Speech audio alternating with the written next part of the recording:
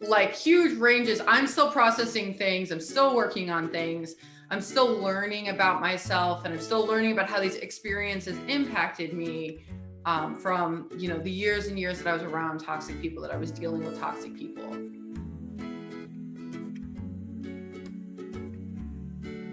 Hello, and welcome to my YouTube channel. My name is Louise Williams, and I'm the founder and CEO of Empowerment Through Thought. We are a philosophical coaching service that helps folks who are currently navigating toxic relationships overcome brain fog and live the life that they deserve. Now, today we're going to be talking about 5 different things that I learned while I was navigating toxic relationships.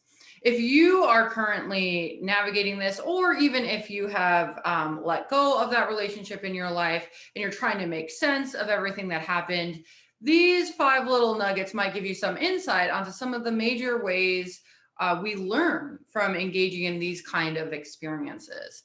Now, of course, it's important to acknowledge and honor the fact that these relationships are incredibly difficult. It is very painful. And this is not the kind of way we would hope that we would learn about these experiences. However, there is some good stuff that comes out of these incredibly challenging circumstances. So today I'm going to cover 5 of the important things I learned as a result of these relationships in my own life. Okay, so the first thing I learned, it is so important to trust your gut. Okay, so sometimes this is called your intuition. Sometimes it's just kind of thought like it's just the thing you feel the first time you interact in these spaces, right? If something feels off about a person, trust your instinct, right? It can be hard to figure out exactly like if someone is toxic or the exact thing that's making you feel weird about the person. But in general, especially if you have experienced toxic people in the past, you like your body, like parts of you are going to understand what you're dealing with long before your brain really catches on.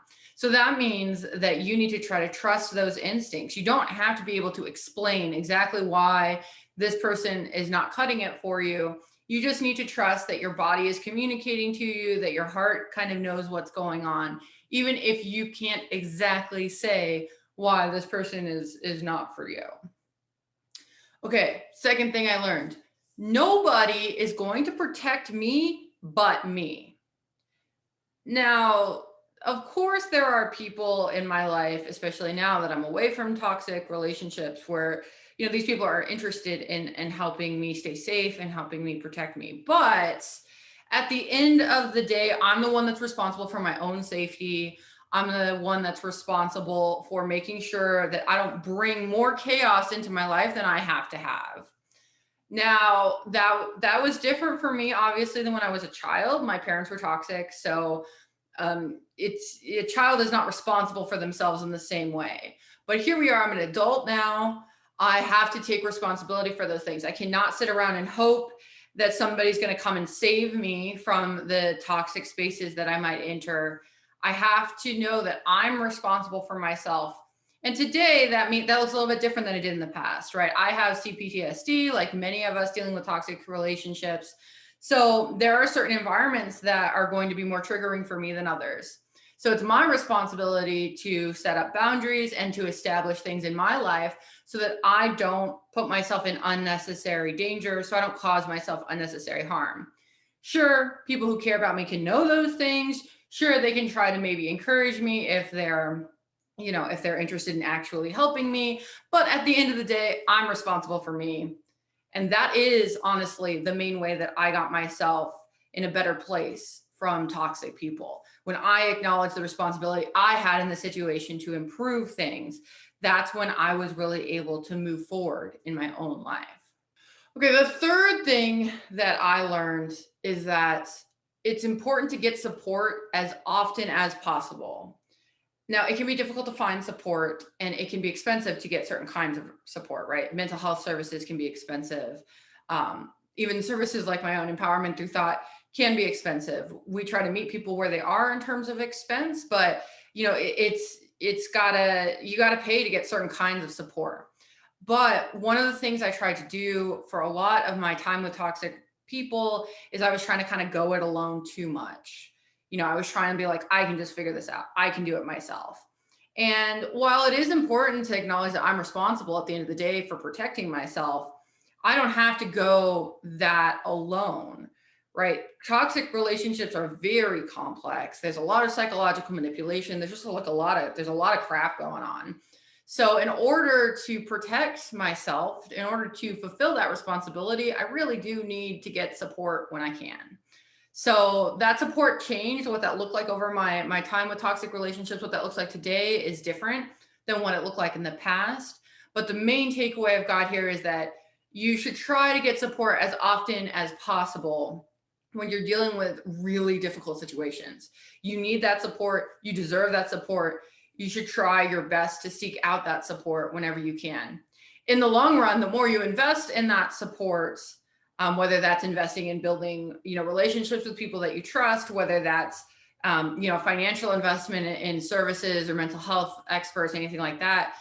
In the long run, that will help you get through very difficult things more quickly. It will help you do it in a more healthy way. There's a lot of benefits. And I wish that I'd understood that earlier in the process.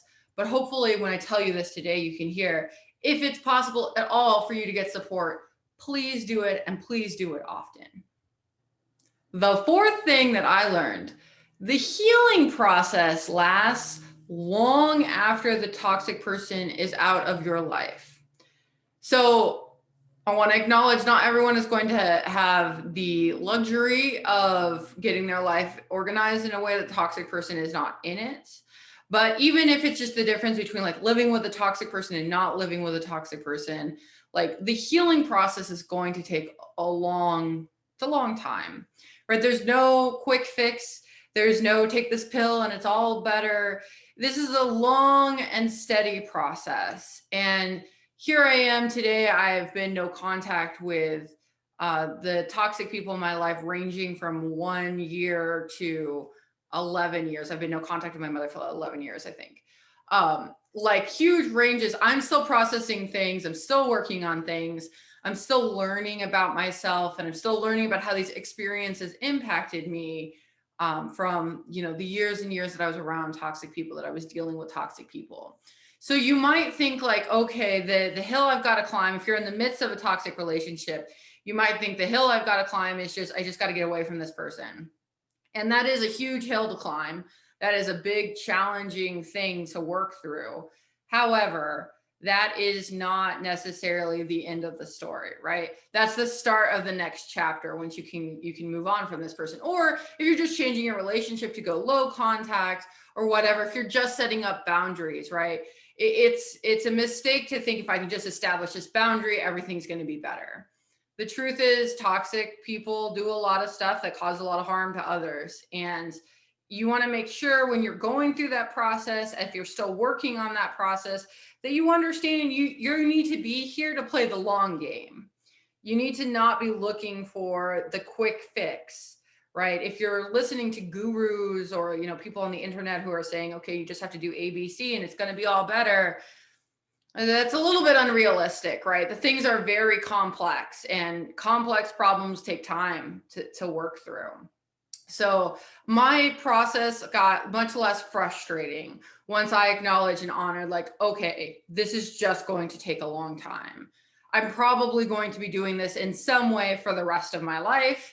It's definitely gotten easier as time has gone on because I have been doing the work. The load becomes a bit less. But there's always going to be moments where I have weird feelings because I had toxic parents. There's always going to be things that are inclined to trigger me because of my CPTSD. So it's a process, it's long, and be kind to yourself on that journey, right? Acknowledge that it's not a failure on your part. You're not doing something wrong because it's taking you a minute to really work through all of these things. Okay, the last thing I learned, tip number 5, navigating toxic people was horrible, but it did produce some good things for me. So I would not wish toxic people on anyone, right? This is not a pleasant experience. This is a very difficult thing, but it did shape me in some ways that today I'm proud of, right? because I had to work with toxic people since the time I was very young, I became somebody who was very thoughtful and very aware of my circumstances. That's a great thing about me. It is not great how I was kind of shaped into that person, but it is really good that today I'm a really thoughtful person. It's really good that today I can, be aware of my circumstance in a way that like my peers maybe we can't be, right? People who didn't experience these things. So I don't want to make it sound like this is a good thing. And if you are in, the dark night of the soul, if you're in like the deep woods of all of the horrible things that toxic people bring into your life, you need to honor that and respect that. And don't let me telling you like there's some good here, like freak you out. There are times where there feels like there is no good at all. It's just terrible. It's just terrible stuff. But with a bit more distance, a bit more time, I've been able to recognize that it was horrible, but there was good also. So hopefully if you're going through a toxic relationship, or if you're on the other side of a toxic relationship and you are trying to work through all of the stuff that happened to you, I hope that these 5 little nuggets kind of help you think about like some different ways you might make sense of all of the experiences that you're currently having or have had in the past. And maybe it'll give you a little bit of insight into, some of the ways that people who do survive toxic relationships are incredibly strong people. Right? These 5 nuggets came from a context of, of abuse, of toxicity. But in the end, the 5 things here we're left with are all things that contribute to being like a pretty good person, a strong person. And that's one of the good things that we can lean on when we're really struggling with this stuff. So thank you so much for spending some time with me today. I just want to remind you that our next season is going to start on March 1st, and we're going to be talking about some things you can do to protect yourself against toxic people. Thanks so much for spending time with me. Bye-bye.